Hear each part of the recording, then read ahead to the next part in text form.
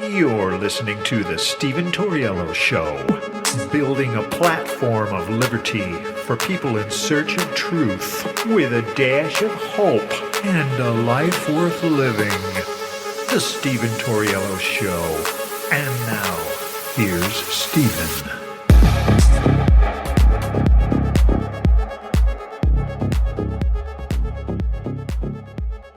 What's up, ladies and gentlemen? Welcome to the show. As always, thank you for tuning in. So I posted and happy Monday, by the way. And trust me, I know how you feel. By the time you're listening to this, I will be at work busting my ass right along with you. So don't feel bad. We're in this together.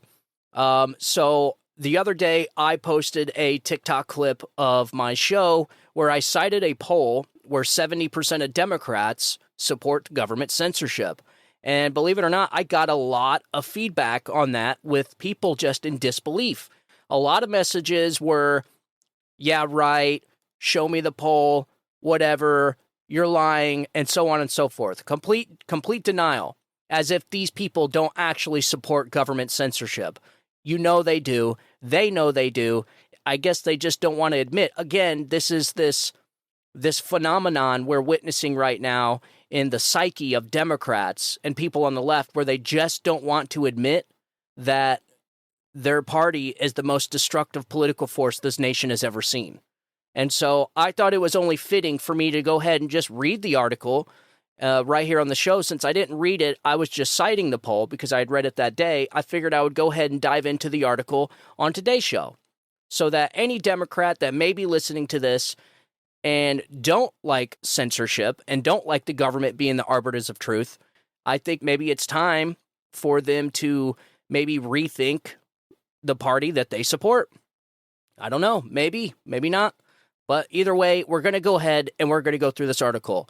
So the article's from Real Clear Politics, hat tip to Betsy McCaughey, and it's titled, Democrats Are Becoming the Censorship Party.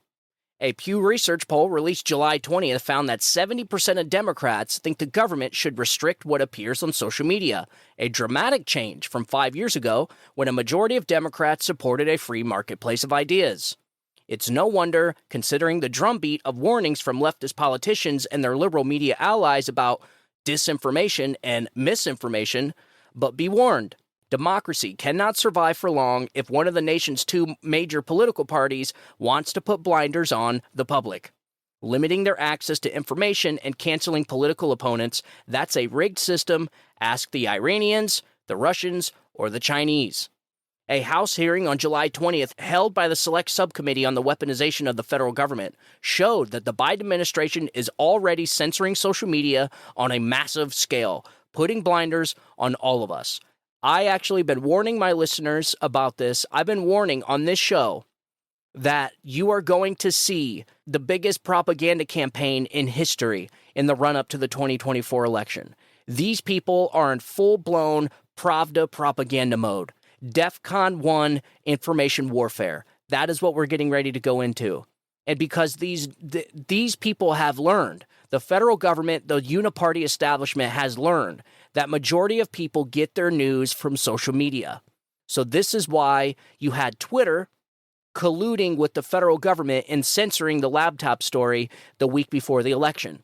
They know how effective social media is, and they don't want people getting the wrong information, which would actually be the right information. It's wrong information for them, but it's actually the right information for you. So, hearing witnesses, Dr. John Sawyer, a special assistant attorney general for Louisiana, described preliminary findings by a federal judge that Biden's staff in the White House, the FBI, the Department of Health and Human Services, and almost every other executive department meet regularly with social media executives and pressure them to remove or demote criticisms of Biden economic and energy policies, Biden family members, and even items that depict the First Lady in an unflattering way. According to Sawyer, millions of American voices have been silenced in violation of the First Amendment. Sawyer cited some 18,000 communications from Team Biden to tech executives orchestrating a vast ongoing censorship operation. Yet Democratic lawmakers were unfazed by the shocking evidence and hardly questioned the witnesses. The U.S. Constitution and the future of our democracy be damned. Representative Stacey Plaskett, the Democrat from Virgin Islands, laid out the Democratic Party's distorted interpretation of the First Amendment, insisting that not all speech is constitutionally protected and offering hate speech as an example. And I have some audio of them actually saying that. This is what your Democratic representatives think about your First Amendment right. You ready for this? Here, check this out. No right given to the people of the United States is absolute, and that includes the right to free speech. Protective measures were taken to take down disinformation about vaccines and about the nature of the virus and about protective measures we could take, including masks, including social distancing. We are not trying to censor speech. We are simply trying to create factually correct information to prevent harm to people. It was public health measures to protect lives. Again, something should be celebrated. Well, you want to know why, ladies and gentlemen? And I do have to say, to anybody listening to this, and you're conservative and you are against the vaccine mandates, I don't blame people for taking the vaccine. It's not your fault. You were forced against your will with threat of your livelihood by the federal government. So I do not blame those people. I blame the federal government. This is why you do not mandate vaccines through threat of force by the federal government. I got an article here. Hat tip to Patrick Webb, leadingreport.com. U.S. military confirms myocarditis spike following introduction of COVID vaccine. After the COVID-19 vaccines were distributed in 2021, cases of myocarditis among American servicemen skyrocketed, a top Pentagon official has reported. According to Gilbert Cenceros Jr., the Undersecretary of Defense for Personnel and Preparedness, who validated information made public by a whistleblower earlier this year, there were 275 cases of myocarditis in 2021, a 151% increase from the yearly average from 2016 to 2020. Members who had received a vaccination but were also infected were not assigned numbers. The overall rate, 20.6, also suggests that some participants were left out of the subcategory. So there you go. This is why you do not allow the federal government to force vaccinate its citizens against their will. Okay? So continue on to the Real Clear Politics story about the Democrat Party being the party of censorship. There's a man named Dennis Prager. I would like to consider him the wise grandfather I never had. And he said something that was really eye-opening to me a long time ago. If you want to know which side is lying, just figure out which side is trying to censor people. It's simple. It is the easiest explanation and the easiest way to tell which side is lying. Because if you're telling the truth, you do not have to censor the other side.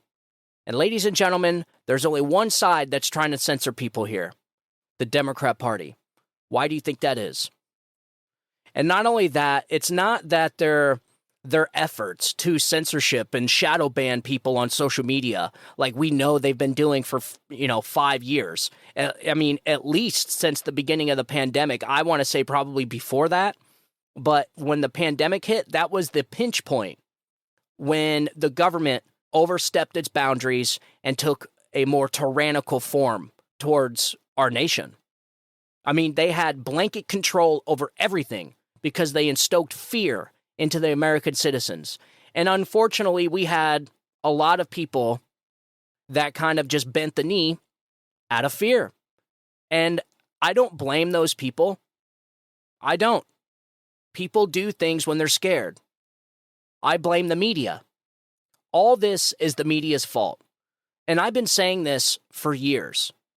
We have a 100% weaponized media that is the apparatus of the government. Not just the government, but a government that has been overtaken and is almost in fully control of the Democrat Party. We do not have a two-party system anymore. We have a one-party system.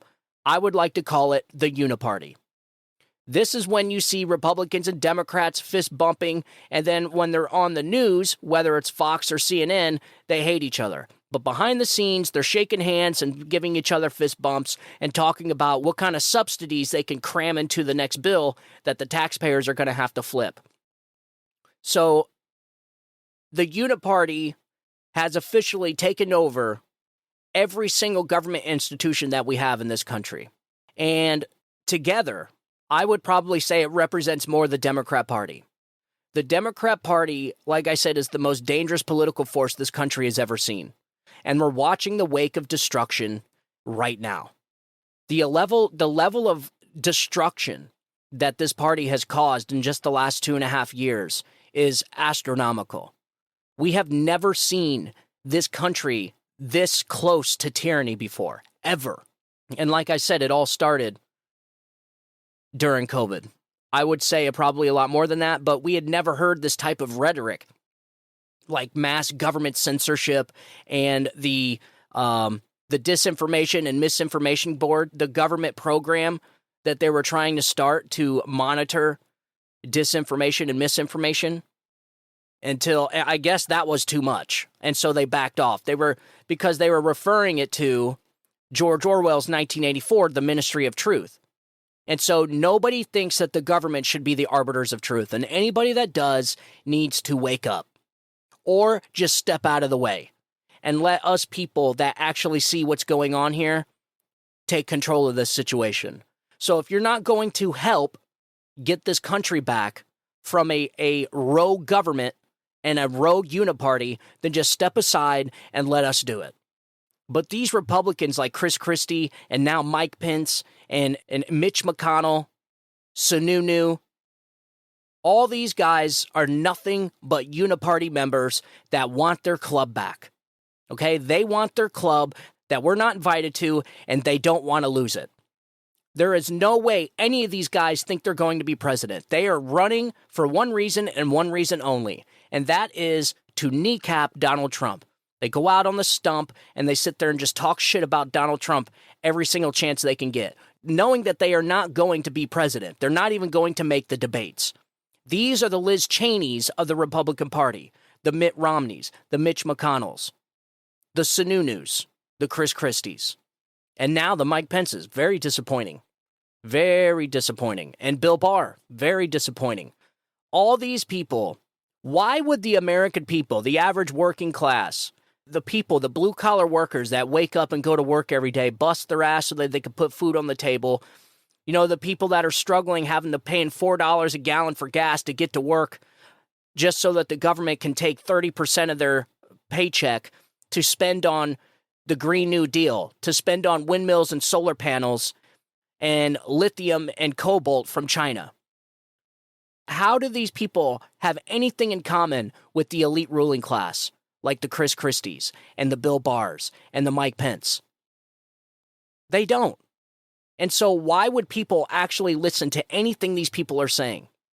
These people, as soon as Joe Biden wins, these people will go right back into the system, whether it's getting a job at CNN or MSNBC or a contributor to Fox News, or they'll maybe get a cabinet position in one of the Democrats, or they'll go anywhere. These people, all they know is politics. That is all they are. These are the rich, elite, ruling class. Why would anybody listen to these people? I don't want to get off subject here. Let me go back.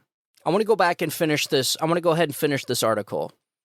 Plaskett and like-minded Dems need a refresher course on the Constitution and American history. The Supreme Court has ruled again and again that all speech, especially speech we like the least, is protected.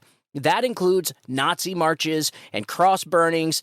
As odious as these are, who needs a constitutional amendment to protect speech everyone likes? It's true. Why the Constitution and our Bill of Rights are not there for the easy times. They're not there when everything's going smoothly. They're there for times just like this. And what really pisses me off is that at the worst time, the very worst time, the time when we need the Constitution the most, the time when all these attorney generals, all these prosecutors, all these judges should be leaning on the Constitution the most, they are trying to rip it apart and wipe their ass with it. They act like the Constitution is just some piece of paper they hang on a wall that refer back to it once in a while. The Constitution and the Bill of Rights are here for times just like this. The Bill of Rights is not for the government, okay? The Bill of Rights is for us. It's our rights. They are our God-given rights, not the government's right to censor us. So in 2017, the court ruled unanimously in Mittal v. Tam that the First Amendment requires we protect the freedom to express the thought that we hate, citing Justice Oliver Wendell Holmes Jr.'s dissent in the 1929 case United States v. Schweimer. Representative Gary Connolly, the Democrat, aimed his wrath at the witness Robert F. Kennedy Jr., whose views on vaccines and other pandemic policies were censored. Connolly said this censorship was not Big Brother government trying to exercise its will on an innocent population. It was public health measures to protect lives. So I'm going to go ahead and let you listen to that audio right here. Protective measures were taken to take down disinformation about vaccines and about the nature of the virus and about protective measures we could take, including masks, including social distancing. It was public health measures to protect lives.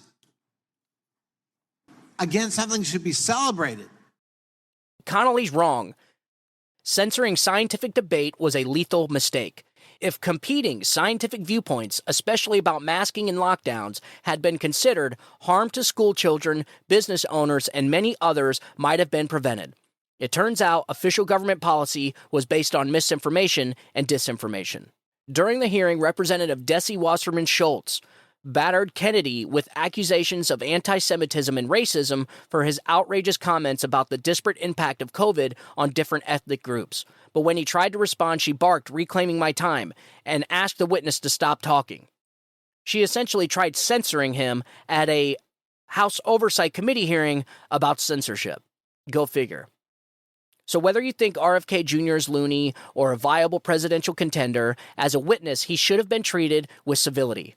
Wasserman Schultz's abuse is reminiscent of how Senator Joseph McCarthy browbeat witnesses during the Army McCarthy hearings in 1954. Those hearings ended abruptly when McCarthy was asked, "Have you no sense of decency?" Wasserman Schultz should have been confronted with the same question. Yep. The attacks on RFK Jr. were a sideshow. The main event was the Democrats' concocted defense of censorship. The Democrats' own witness, civil rights attorney Maya Wiley, testified that the ability of every person to have access to accurate and reliable information is a cornerstone of our democracy. Wiley's slippery language is meant to evade the real issue. Who decides what is accurate and reliable? Now, I'm going to go ahead and play the audio for you right here. And this is pretty much the reason why I took this audio is because it really consolidates the consensus of the Democrat Party and their viewpoints on censorship is exactly how this woman speaks right here. Ms. Wiley, if I could talk to you, and maybe you're busy, with something else there, but do you trust the government to determine what facts and views the American people should be exposed to? I trust that we have a process whereby we can interrogate what we hear and learn from the government, but certainly I expect the government to share facts and information. That wasn't my question. I didn't say share facts and information. I said, do you trust the government to determine what facts and views the American people should be exposed to and which ones they should not? Well, I think I'm struggling with the question because that is not the facts of the case in Missouri. Simple Missouri versus I'm not talking Biden, about Missouri. I'm not talking about Missouri. Hey. I'm not talking about Missouri. This is a very simple question. Do you trust the government to determine what facts and views the American people are exposed to? I am not aware of any action of the government that tells the American public what facts they should be exposed to. You're not aware of that? No, I am not. Oh my gosh, where have you lived for the last 3 years? In the United States of America. Let me ask you, China suppresses free speech. Is that a good thing? No, of course not. Iran, mullahs there suppress free speech. Is that a good thing? No, of course. Vladimir Putin suppresses. Is that a good thing? No, we all agree we should not suppress free speech. We agree then that the government leaders should not suppress free speech. Do we agree with that? That's a different question.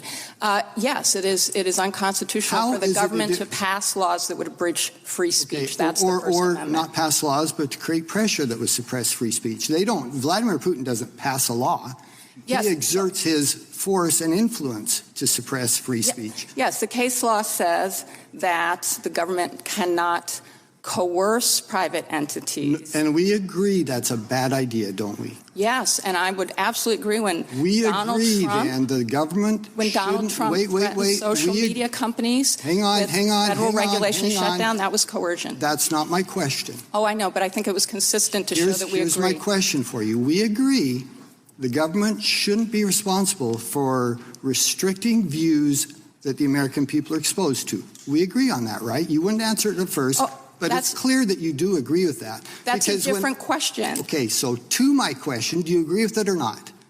I agree that the government should not violate our Constitution. Do you agree with my question? Your question is should the government whether or not this is so simple. No, it is not so simple. No, I'm going to ask it one time, and it is so simple. A seventh grader could understand this question.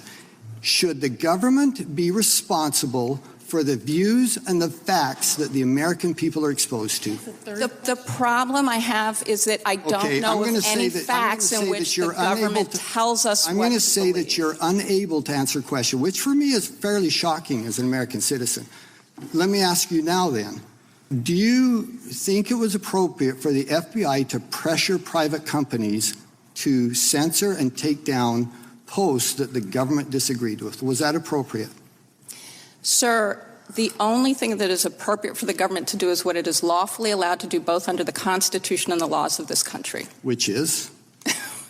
Which is to conduct its criminal investigations appropriately to our laws and to our policy. So they didn't have the ability then to go to these private companies and to say they can't. There are instances in which, in order to protect the integrity of a criminal prosecution, they may ask. Sometimes news agencies and others certainly agree with that. Was that the case here? Was there any criminal prosecutions involved with these cases? Not that I'm aware of. Criminal investigations are not prosecutions. Okay, criminal investigations. And also the integrity of criminal. Were there any criminal investigations regarding these examples? Which examples are those, sir? For example, anything regarding the Hunter Biden laptop. Well, there are lots of things that have been said in public media about Hunter Biden's laptop. There was a criminal investigation, in fact, a plea in that case. Does it bother you that 51 former intelligence officials made a determination that the Hunter Biden laptop was Russian disinformation, which they admit, by the way, they had no evidence at all that that was true. Zero evidence that that was true. Does that bother you they did that?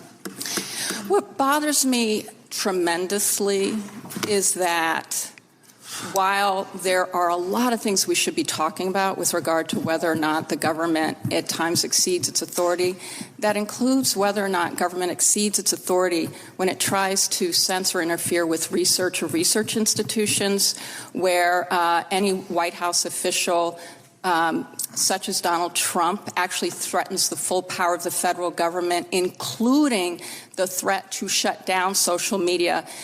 They will not answer basic questions. Do you think the government should be the arbiter of truth? They cannot answer it because they know it's wrong. But yet they want censorship. And not censorship of Democrats, but censorship of Republicans. They want censorship of their political opponents. That's it. And so they want their cake and they want to eat it too. They don't want censorship of Democrats. The CDC and the WHO and the White House, they can put all the disinformation and misinformation they want out there. And then when it turns out to be wrong and people find out that it was a bunch of lies, all they can say is, well, the science changes. Or, well, we didn't know at the time. Or it was the best data that we had at that time. This is why you do not censor people. And this is why you don't force vaccinations on people. So Wiley was asked directly by Representative Chris Stewart of Utah, do you trust the government to determine what views the American people are exposed to? She replied, I think I'm struggling with the question. Tell Democrats the answer is a resounding no. Trusting the government to be your eyes and ears is crazy. Yep, hat tip to Betsy McCaughey, because this is exactly the kind of stuff that we're missing. Instead of talking about Trump indictments like the left-wing CNN and MSNBC, this is what they should be telling their viewers. This is what they should be showing their viewers, how the Democrat Party is the party of censorship. And so as time goes on and we find out that mandated vaccines was a freaking mistake on every single level, these people get to recede back into the shadows of society and pretend like they were never part of the crowd cheering for the mandates. Do you know how much disgusting things I've seen from my fellow Americans aimed at their fellow Americans? Absolutely disgusting behavior. And we all know which side it was. We all know who it was. But here's the thing. Is just like in every totalitarian regime, and I say this all the time, I cannot say this enough. These people that cheer during the rise of these totalitarian regimes, like the Nazi Germany back in the 1930s, or Castro in Cuba, or Stalin in the Soviet Union, these people that cheer on these types of regimes, these totalitarian dictatorial regimes, these people that cheer it on, when it's all over with and it turns out to be a giant mistake and they were wrong about everything, they get to just recede back into society, into the shadows, never to talk about it again. But yet, as it's happening, they're the first ones to sit there and say, yeah, they should round up all the Republicans and force vaccinate them. These people, during the pandemic, during these vaccine mandates where people were losing their jobs, people were trying to figure out how they were going to feed their families or get a freaking shot in their arm by the federal government with something they did not want, these people, the Democrats, the administrative state bootlickers, they were sitting there cheering it on. I've seen disgusting behavior from the Democrat Party and these bootlickers, man. Disgusting. And now where are they at? Where are they at when articles like the one I just read you was at? Where are they at when it turns out that the vaccine caused massive spikes in myocarditis? Where are they at? Are they apologizing? Are they even coming out and saying, hey, yeah, we were wrong, sorry? Where are they at when it turns out that the masks don't work? When that massive study that comes out, even the New York Times posted it, that says masks don't work. Certainly not the cloth masks that they were telling everybody to wear. Certainly not the T-shirts that they were telling people to wear. The cotton masks. The N95, yeah, a little bit. But all the other masks, we weren't even seeing anybody wearing an N95. You couldn't even get them. But they said wear a mask, any mask, just so long as you had a stupid covering over your face, like it was some mystical pretend cosplay. Like if you had a barrier or a piece of cloth over your face, that you were safe. And the virus only targeted Republicans that didn't want to wear a stupid mask over their face. Where are all those people at? Are they apologizing? No, they're not even admitting they were wrong. This is the problem. We cannot move on until we get these basic things figured out. We can't move on, folks, because we're never going to be able to move on until we get to the bottom of certain things. More notably, the 2020 election. This country cannot move on until we get to the bottom of what happened in the 2020 election. Same thing with COVID. They expect people just to move on and forget about this, and you look, I don't blame them. For the most part, Americans do pretty much just move on and forget about stuff. Like we just found out, 2 years ago that we went to war and there was no weapons of mass destruction like we were told. They lied to the American people to go to war and people just move on. No apology, no nothing. I think it ran on the news cycle for a day, maybe 48 hours, and then we move on. And so you can expect the government to keep doing this. But the thing is this government is putting this country in a decline with all their shenanigans, with all the corruption, with all the career politicians, fist bumping and making back deals, talking about how much pork they're going to be stuffing in the next taxpayer-funded bill. We cannot move on until we figure out what happened in COVID. Where exactly did it come from? And we should have the truth. Just tell us the damn truth. And what happened on 2020? You have the federal government that is weaponized, that has weaponized the justice system and taxpayer-funded institutions against American people, and they expect people just to let bygones be bygones and move on, as if nothing happened. They used OSHA to force shots into the arms of millions of people by threat of their livelihood. You know how stressful that was for people? Do you know what kind of damage that caused to families? Generational damage. Not only that, but think about the children. The amount of damage done to the school children, to the children, is off the charts. These people should be ashamed. They did multi-generational damage to children. And we're supposed to just move on as if nothing happened. No apology, no explanation, just shut up and forget about it. Same thing with the 2020 election, but that is going to be litigated here in this trial, if this trial is allowed to move on, which I think Democrats are going to be regretting that big time. And we're going to get into that next episode. I got a bunch of stuff I've been working on that. With the whole indictment, it's getting choppy. I think obviously Jack Smith bit off more than he can chew, because this is going to be incredible. And all you hear about on Twitter, all you hear about from the Democrats and the administrative state and the uniparty is Donald Trump's indictment. But you hear nothing about the special counsel into Joe Biden's classified documents case. We don't even know if they've questioned Joe Biden yet about why he had classified documents in his garage. We don't know. We don't even know where the guy's at. Have no idea, but yet they have cameras watching Donald Trump's plane take off of the runway when he's going to these different indictment hearings. There is no doubt in my mind that we are in 100% DEFCON 1 information warfare. Okay, and this is exactly what the media is doing.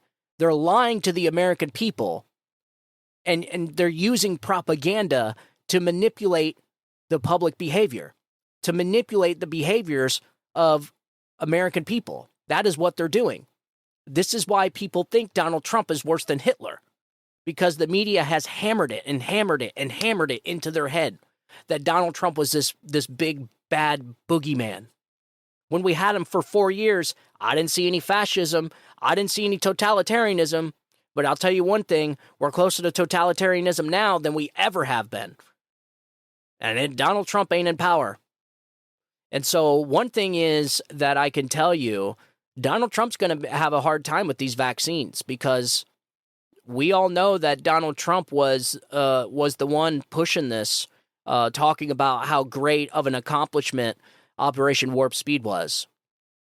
And you know what, myself included, tried getting the word out there that he should not be taking the credit like he was, man, because they were going to turn around and flip it all right back on him.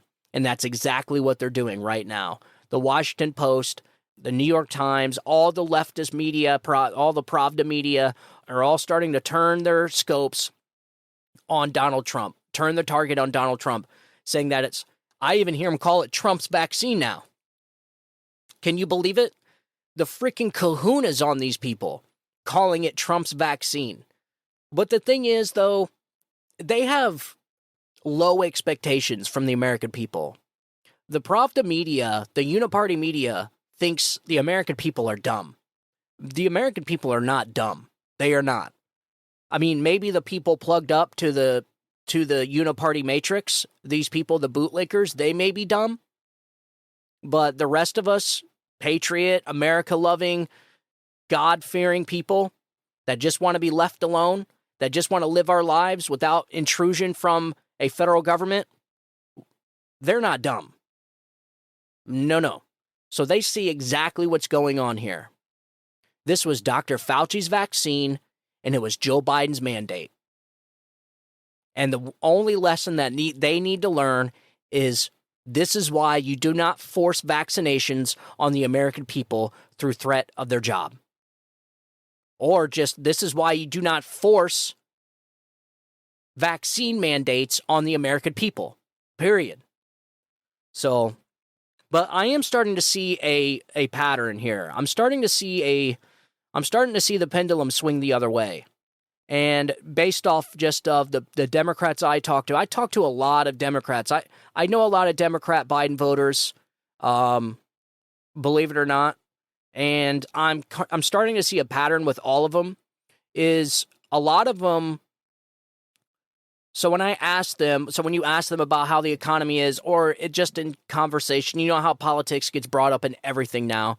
And when you're having a conversation with anybody, you talk about something, and then all of a sudden, the conversation ends up on the economy, and they don't necessarily want to say the economy sucks, but they say the economy sucks.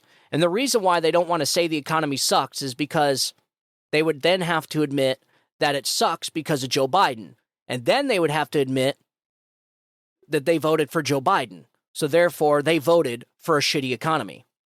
And so this is the kind of phenomenon that we're dealing with, the mental gymnastics that it requires to kind of live in this denialism that we're watching happen all throughout the country. But there is something that's happening.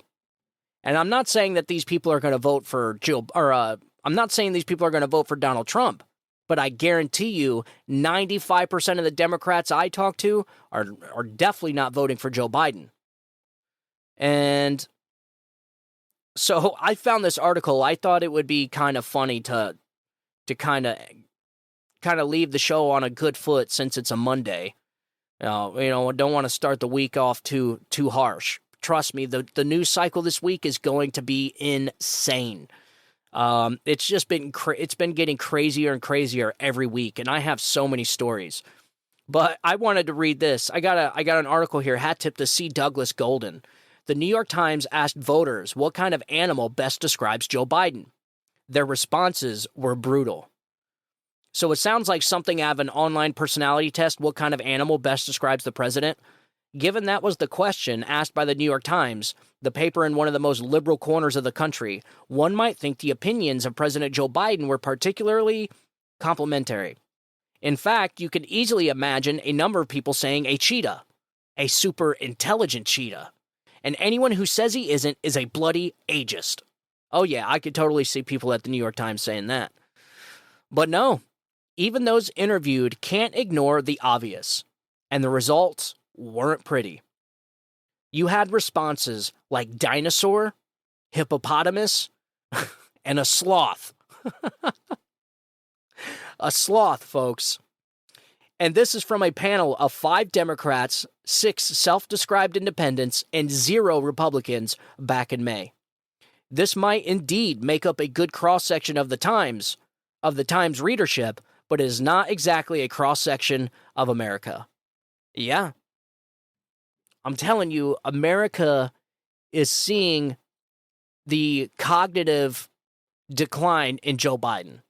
The guy he can't do this. He cannot do this. And this is why I've been saying for weeks, maybe even months, that Joe Biden cannot be the Democrat nominee. They can't.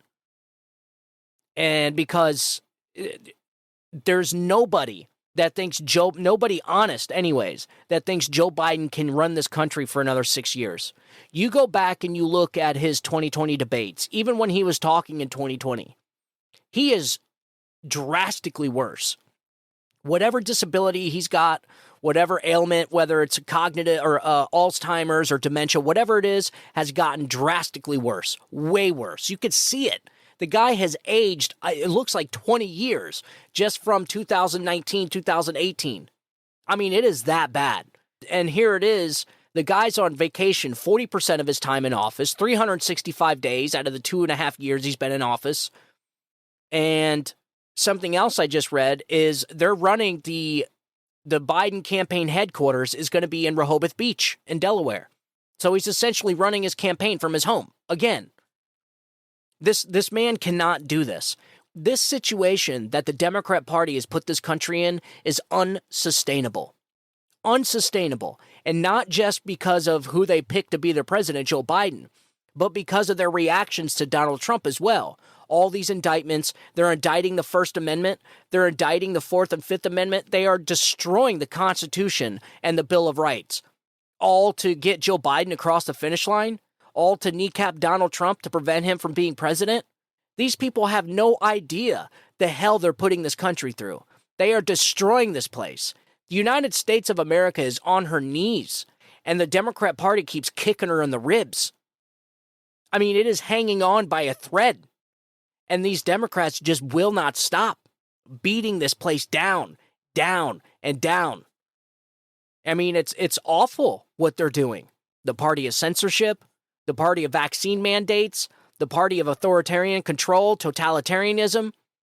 I told you 2 episodes ago that this party is comparable to the Nazi party in Germany in the 1930s. I mean, I did artificial intelligence ChatGPT, and we compared the events, we compared the elements of the Democrat Party and the Nazi Germany in 1930s, and they're almost identical. And I mean, do I have to remind you where what happened back in the 1930s? No. So this is what's so freaking crazy, is that we have people that cannot see it or see it but do not care because the ends justify the means. We talk about that all the time. But I'm starting to see a pattern of the Democrats I know. They are begging for somebody different. Begging. They do not want Joe Biden as their nominee. What was that? Well, 70% of Democrats don't want Joe Biden running for re-election. So he can't be the nominee. So it's either going to be Michelle Obama or it's going to be Gavin Newsom.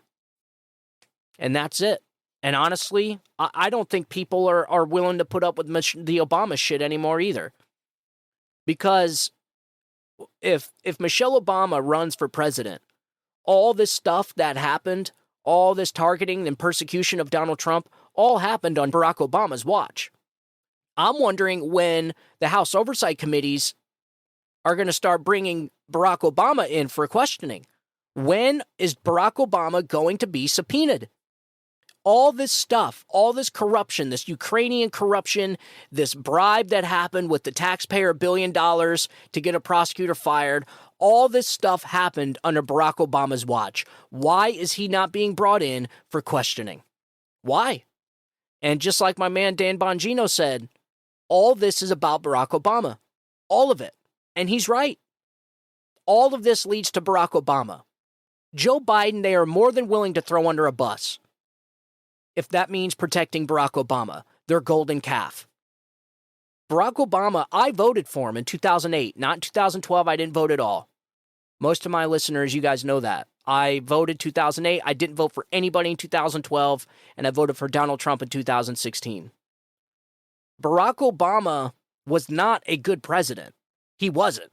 And so I think if Michelle Obama comes out, all the dirty laundry of the Obamas is going to get aired out in record time. And it's not going to be good.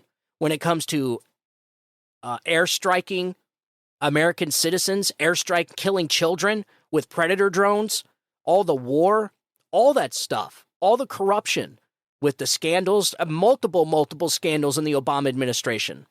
And so all these scandals have already been investigated. They've already had conclusions, but because Barack Obama's the golden calf and he's not president anymore, out of sight, out of mind. But if Michelle Obama runs, all that gets brought right back into the spotlight. So I don't think that people are even willing to go for Michelle Obama. Gavin Newsom, I don't, there's no way. Yeah, you'll have the crazy fringe Democrats, the bootlickers, they'll go for Gavin Newsom over Joe Biden. But I think the real winner, if they would allow him to run and not do to him what they did to Bernie Sanders, like a bunch of totalitarians, the defenders of democracy are trying to stump RFK Jr. off the ballot, just like they did to Bernie Sanders. And look, I'm not a Bernie Sanders fan. I'm not an RFK Jr. fan either. I hardly agree with anything this guy says when it comes to his policies. But I care about my country. I actually care about democracy, unlike the Democrats. These people, they're full of shit, man. Everything they say is a freaking lie. They are so full of shit. These people are the biggest bullshitters of this century. And they always project onto their opponents what they themselves are doing. Always. I think of a snake oil salesman as Joe Biden out there trying to sell Bidenomics. That's what I think a snake oil salesman is. So you can call Donald Trump whatever you want. The fact is his economic policies were a success. He had one of the best presidential administrations this country has seen in decades. The economy certainly was amazing. And look, regardless of all the culture war bullshit, the economy is the most important part to the American people. Their money, man. Giving the American people a good economy allows people to have a joyful and fulfilling life. And that is what people care about. That is all people care about. And for the most part, conservatives and Republicans, honestly, they probably cared for it a little bit too much as they kicked their feet back and just expected the Congress, like the Romneys and McConnells, to have their best interest, and they didn't. They sold this damn place out for a nickel. The Republican Party was perfectly fine being the controlled opposition. They had no problems whatsoever. So I wanted to read this article from the Real Clear Politics about how Democrats are becoming the censorship party. This was an article that came out, I think, right on the same day. So all these hearings and stuff are all happening around the Trump indictments. And so they're doing the Trump indictments strategically to cover up all these oversight hearings, to take the spotlight off of the real corruption happening in our country and trying to move it and deflect it onto Donald Trump so people aren't paying attention. So this is why I think it's important, my fellow Republican podcasters and YouTubers and the radio hosts out there, to focus on what matters to people. The Trump indictment, we already know what that is. That's election interference at its purest form, and we already know they're going to do it, and nobody's going to stop it. Donald Trump is going to be fine. It's going to be one hell of a ride the Democrat Party and the corrupt establishment's going to put this country through, but it's going to come out okay. I believe in the American people. I do. I still believe in justice. I do. If our justice system was broken right now, if it was broken, Donald Trump would be in prison. They would have locked him up years ago. It's because our justice system is still standing, though be it standing on, maybe not standing right now, definitely down, hanging on by a thread. But the justice system has been working. And this is why I have faith that America is going to get through this. It is. These types of divisions in this country is not unprecedented. We've been through these times before, especially back in the Civil War, where you had the abolishment of slavery. I think it's important that everybody recognizes the Democrat Party's history, and the Democrat Party was the party of the Confederacy. So therefore, the Democrat Party was fighting the Union to keep slavery in this country. So I thought I'd throw that out there. That's an important part of the Democrats' history. And actually, Mark Levin is putting out a book. I think it comes out next month in September. And man, did this guy nail the Democrats' ass to a wall with this book. The name of the book is called The Democrat Party Hates America. Oh yeah, ruthless. Mark Levin is a ruthless lawyer and patriot for this country, and we're lucky to have him. So I look forward to, I already pre-ordered the book and I look forward to getting it. He's going to have all that stuff in there. He's always talking about how the Democrat Party is a party of the Confederacy, how they supported the Jim Crow laws, how they were behind the KKK, how they were the segregationists and the anti-civil rights. But somehow, since Democrats are so good at owning the language and the narrative all the time, just like they are now. So a good example off the top of my head is the fake electors. Now, everybody that talks about the alternate slate of electors that 16 Republicans are being indicted for in Michigan, now even Republicans are referring it to the fake electors trial. It's not fake electors. It's the alternate electors. But because the Democrats are so good at owning the language, because they own 95% of the media, they're able to manipulate the language like this. And so now you have everybody calling it the fake electors. So this is the type of tactics I'm always harping on Republicans on staying on top of. And I got to be honest, I'm guilty of doing it too. I fall into this trap all the time. But I think it's time Republicans grow some balls and actually start fighting back for once instead of just being on defense all the time. Mark Levin's going to come out with this book. It is going to be absolutely devastating to the Democrat Party. So the one thing that Democrats can't have right now is the truth coming out about their party. Mark Levin is going to come out with this book at the perfect time, because I think it's only fitting that the American people know the truth about the Democrat Party. The Republican Party is the party of Abe Lincoln. The whole big switch thing is a giant myth. Again, they own the language, and somehow, somewhere in between, the Republicans were not fighting back, and somehow this myth turned it around that the Republicans are the party of racism. No. The Democrats are the party of racism. They always have been. They're just, like I said, they're very sneaky and very cunning and very smart. So like I was saying, America, we're going to get through this, ladies and gentlemen. We're going to get through it. I've been saying this for a while now. It's always darkest before the sunrise. So things are going to get a little bit harder before they get better. But I do see some light at the end of the tunnel. But like I've also been saying for a while now, is the 2024 election, the stakes have never been higher. And so Americans have a choice to make in 2024, and that is the future of the country that they want their grandchildren and children growing up in. And I know it's kind of taboo to say it, but it is indeed the most important election of our lifetimes. And so I just don't. The biggest problem right now is I don't know who they're going to put as the Democrat nominee. I just don't think it's going to be Joe Biden. And if it is, it would be the greatest gift to the Republican Party that they could ask for, because it's a no-brainer. Looking at the polls, Donald Trump in a Joe Biden rematch wins almost in every single poll. DeSantis is starting to gain some ground in Iowa and Idaho, which is great. I like DeSantis. I live in Florida. He's a kick-ass governor. I just think he could have waited maybe, but if you're thinking what I'm thinking, and I think Ron DeSantis and Donald Trump are going to run on the same ticket, and I know people are calling me crazy, but I think it's the only way to win this election. A Ron DeSantis Donald Trump ticket would decimate all. If we know it, they have to know it.